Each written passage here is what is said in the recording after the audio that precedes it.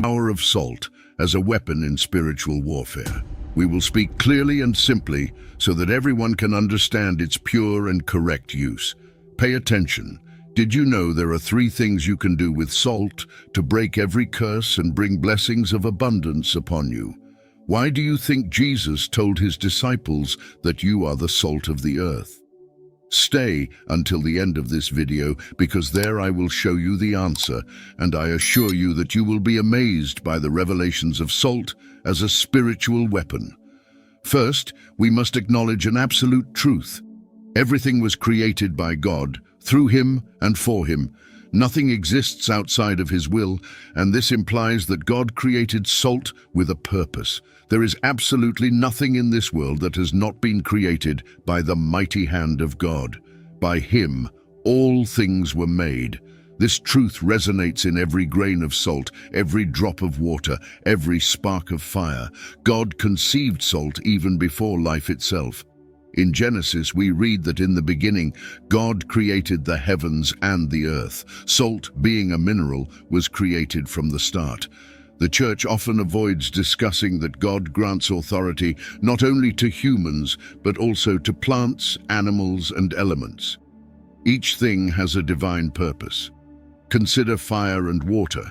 Fire has the authority to consume everything it touches, while water has the authority to give life. Similarly, salt was given the authority to season and preserve. Fire devours, water gives life, salt preserves and purifies. Each is an instrument in the hands of the Almighty. Let us deeply reflect. All the elements of the world have a divine purpose. Just as salt preserves food, does it not also preserve our faith in times of trial? I wish to take a brief pause to encourage you to share your experience with salt in the comments. Many of you are inspired and strengthened by hearing the testimony of other Christians. Many people have found relief and healing through its use. For example, one sister saw a miraculous change in her life after anointing her hands with salt.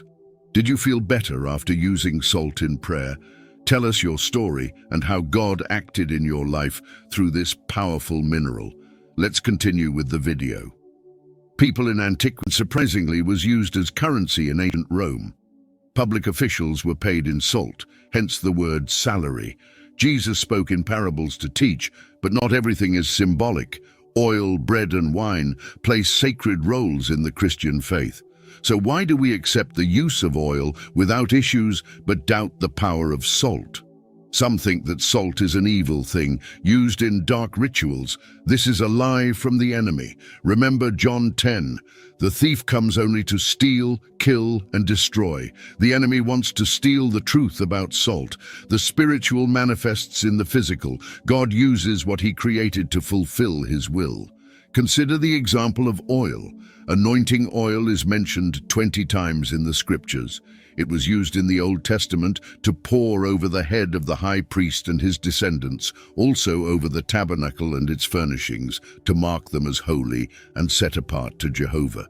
You can read examples of this in Leviticus 8 and Exodus 25, but the Jews were strictly forbidden to reproduce the use of anointing oil for personal use, as we read in Exodus 30. The recipe for the anointing oil contained myrrh, cinnamon, and other natural ingredients. There is no indication that the oil or the ingredients had any supernatural power. It wasn't the oil that had supernatural power, but the obedience to God in the ritual that demonstrated holiness. If God commands you to anoint with oil, do so.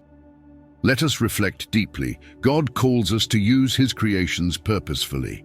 If he tells us to anoint with oil, we do it. Why not do the same with salt? We are ignoring a powerful weapon that God has given us. Salt, like oil, has a sacred place when we use it according to God's will.